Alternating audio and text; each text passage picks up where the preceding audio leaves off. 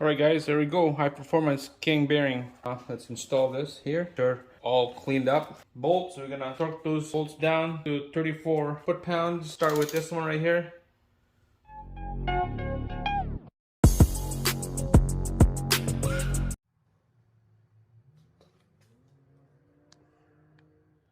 Alright guys, so bearing caps for this piston rods.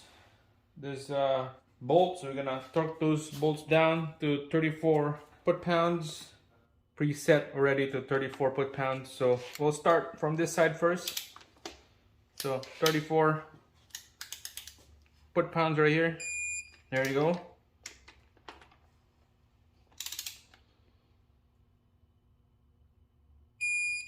Double check. All right, so that's good. Move on to the next one.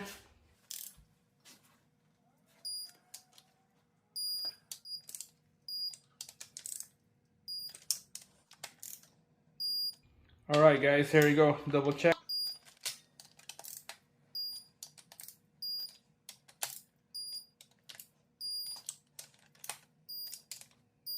All right, there we go. 34 foot-pounds all across. Double check, make sure they are 34. Now this is good. All right, just double checking, make sure it's gonna run smooth, no binding or anything.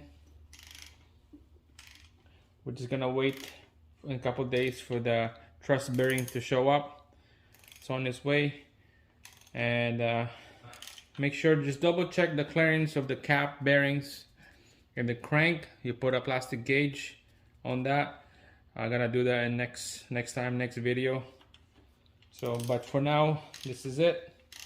Next video, guys, I'm gonna show you how to install the rear main seal with the housing and then install the flywheel, torque it down.